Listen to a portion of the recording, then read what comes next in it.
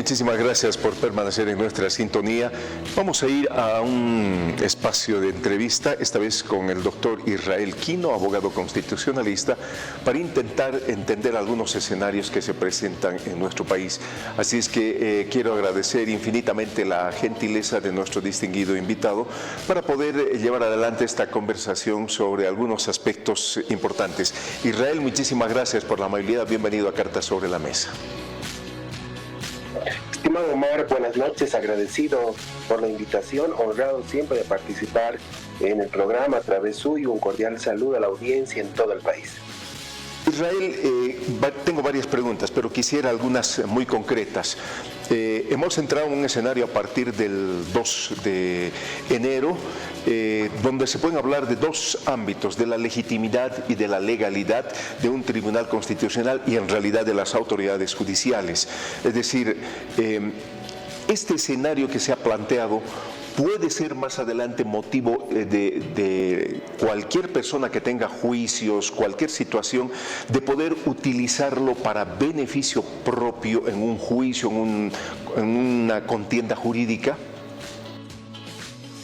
Por supuesto que sí, sus fallos van a estar cuestionados, ¿no?, por justamente la nulidad de los mismos. Dice la Constitución, son nulos los actos de aquellas personas, servidores públicos que no tienen competencia sobre los mismos, ¿no? Esto significa que el Tribunal Supremo de Justicia, ¿no?, el día de hoy cesado en funciones, si es que sus magistrados quisieran todavía quedarse, ¿no?, a pesar del cese y cumplimiento de su mandato el pasado 31 de diciembre de 2023, sus fallos van a ser objetados el día de mañana por la parte afectada a la que no le favorezcan o se vea perjudicada justamente por el entendimiento de sus resoluciones. Entonces van a generar un caos jurisdiccional, ¿no?, en materia ordinaria, ya sea en materia civil, en materia penal o en materia social administrativa. En el caso del Tribunal Constitucional, ¿no?, también por ello un magistrado toma una decisión correcta, ¿no?, apoyada en la Constitución Política del Estado, pues se arrepiente del error de la Declaración Constitucional 49 y decide irse a su casa honrando cuando menos su honorabilidad, ¿no?, para evitar esta crítica social popular tan incisiva en contra de los autoprorrogados inconstitucionalmente en funciones. Y los fallos que revise, por ejemplo, de cualquier tribunal de garantías en el país, también van a ser objeto de nulidad, porque no tienen una ley que les amplíe las funciones.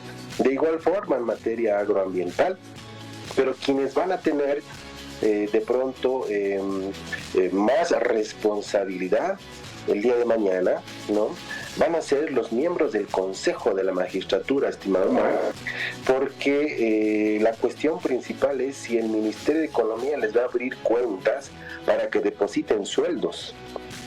Si depositan sueldos a magistrados prorrogados ilegalmente, el día de mañana estos consejeros prorrogados van a ser objeto de un proceso penal por conducta antieconómica, daño económico al Estado, entre otros tipos penales ya en materia ordinaria. Entonces, no están calculando el efecto de sus actos a pesar justamente de esa insistencia de autoprorrogarse por encima del mandato de la Constitución. Evidentemente, en muchos momentos se ha hablado de que la justicia se ha convertido en una suerte de instrumento del poder político, claro, en algunos casos invisibilizado y en otros prácticamente ya visibilizado. Esto se ha visto particularmente en el caso del Tribunal Constitucional. Y la pregunta va por el siguiente escenario. ¿El Tribunal Constitucional no tiene una instancia superior, interna o externa, que pueda ser elemento de revisión o por lo menos de auditoría de sus acciones. Digo esto porque el expresidente Evo Morales habla de que se haga una auditoría externa, es decir, con participación de veedores externos a los últimos fallos del Tribunal Constitucional Plurinacional. ¿Cómo entiendes esta situación? ¿Cómo ves? Por supuesto que sí. Y existen todavía dos escenarios. Lo que hoy hace el Tribunal Constitucional se denomina justamente en la teoría, ¿no?, del derecho constitucional, estimado Omar, lo que hace mediante sus fallos el Tribunal Constitucional es ejercer, por ejemplo, casos de declaratoria de inconstitucionalidad de las normas, ellos ejercen un control judicial de constitucionalidad, ¿no?, efecto justamente de sus medidas. Pero el contrapeso al control judicial de constitucionalidad se denomina el control legislativo de constitucionalidad. Y esa es una facultad interpretativa de la ley y la Constitución que la tiene la Asamblea Legislativa Plurinacional. Esto justamente está dispuesto, ¿no?, en uno de los reglamentos generales en la Cámara Alta, justamente esa facultad de interpretar la ley y de interpretar la Constitución. Y ese sería el contrapeso que tendría en este momento el Tribunal Constitucional. Sin embargo de ello, sin perjuicio más bien, también la persona o las personas afectadas, ¿no?, por una decisión del sistema jurídico interno puede acudir indudablemente al control de convencionalidad, es decir, a un escenario internacional justamente a exigir tutela judicial efectiva respecto, ¿no?, justamente esta autoprórroga, ¿no?, autoridades judiciales autoprorrogadas, porque hay que recordar que tanto Naciones Unidas como la propia CIDH han emitido comunicados oficiales, ¿no?, en la pasada gestión, en el mes de septiembre, indicando que, exhortando al Estado, ¿no?, boliviano a que la única forma de contar con nuevas autoridades judiciales, ¿no?, se la debe, por supuesto, realizar en virtud al mandato de nuestra Constitución vigente vía voto popular. Entonces, eso es lo dispuesto y todavía quedan dos escenarios para justamente generar la teoría de los frenos y contrapesos a esta decisión de un tribunal constitucional que debiera ser el guardián de la Constitución, pero contrariamente es el principal en este momento responsable del quebrantamiento del ordenamiento jurídico en el país y que ha dado paso a un estado de no derecho, a un estado inconstitucional de derecho en el país. Ese es el riesgo que se tiene, ¿no?, cuando existen fallos por los cuales los propios jueces se benefician para sí mismos. Cuando esto ocurre, estimado Omar, ya no tiene que ver con un riesgo justamente de deslegitimación de una institución, de un poder del Estado, sino están poniendo en grave riesgo la democracia en el país. Ahora, en esos alcances, ¿es posible pensar, a partir del criterio que se expresaba sobre algunas atribuciones que tiene el Senado, de poder asistir a unas ofensivas y contraofensivas entre el Tribunal Constitucional y el Legislativo? Por supuesto, la teoría de los frenos y contrapesos está abierta, y es que no puede haber un suprapoder por encima de los poderes del Estado. Y está asumiendo este Tribunal Constitucional fallido en su autoprórroga que lo puede hacer. Esto, por supuesto, es una incongruencia, ¿no?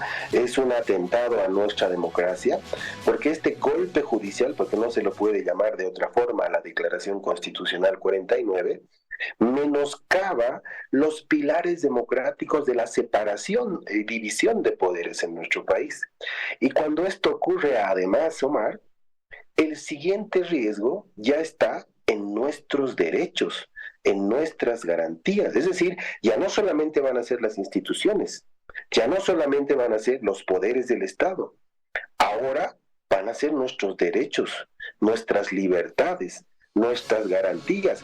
Claro, porque si tenemos un tribunal que falla para sus propios intereses, en algún momento, ¿acaso va a resguardar los intereses de la población, de la sociedad en general, de los ciudadanos?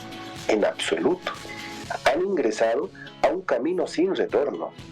Y hoy está en grave riesgo nuestra democracia. Si hoy no se corrige, ¿no?, este intento de autoprórroga de parte de los poderes del Estado, ¿no?, a partir de la teoría de los frenos y contrapesos, pues el camino va a ser fatal para nuestra democracia y nuestros derechos. Entonces, creo yo que la exhortación efectiva está justamente a la institucionalidad todavía, ¿no?, resguardada en términos nominales democráticos, para que pues interactúe de manera efectiva y evitar, por supuesto, se consuma este golpe a la democracia, este golpe judicial a la democracia a partir de una autoprórroga ilegal.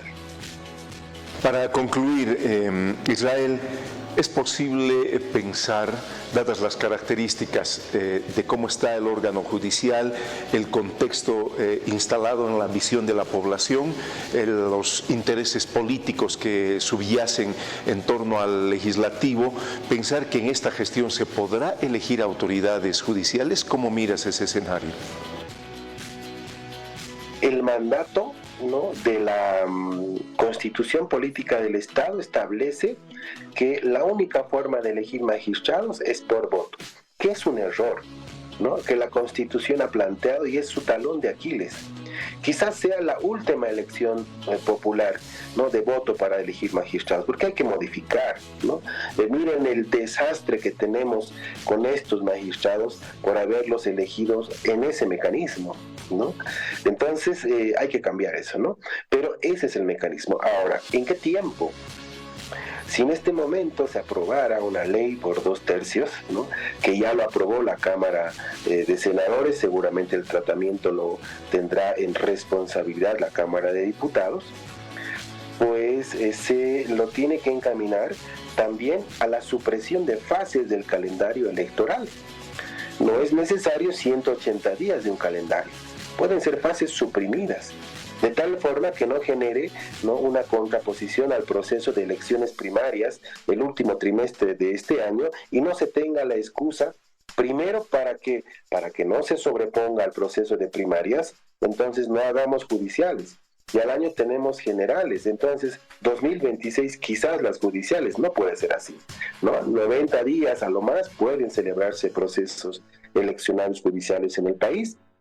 Y en los primeros 4 meses de este 2024, elegir por voto a los nuevos magistrados, que sea la última vez, por supuesto. Luego, el siguiente gobernante del 2025, el nuevo presidente del país, deberá, pues, en su programa de gobierno, ofrecer abrir y modificar la Constitución para nunca más elegir el desastre de los magistrados que tenemos, ¿no?, y generar una garantía meritocrática para la ocupación justamente de estas altas magistraturas. Entonces, ¿se pueden hacer elecciones judiciales este 2024? Por supuesto que sí. ¿Que se pueden hacer primarias? También. No va a haber una sobreposición de calendarios electorales. Lo que resta, sí, es voluntad política, compromiso democrático y contrapeso y frenos a esta pretensión ilegal e inconstitucional de la autoprórroga judicial. Israel, muchísimas gracias por la amabilidad, como siempre, por tomarse este tiempito para comunicarse con nosotros, atender nuestro requerimiento, y estaremos en contacto en cualquier momento. Éxitos para este 2024. Agradecido por la invitación, estimado Omar. También muchos éxitos en esta nueva gestión y a través suyo a la audiencia. Tengan un descanso reparador. Bendiciones en sus hogares. Buenas noches. Muchas gracias. Gracias. El doctor Israel Quino, reflexionando sobre este tema de la justicia, la situación y la propuesta que hizo Evo Morales a propósito de hacer una auditoría a los últimos fallos del Tribunal Constitucional.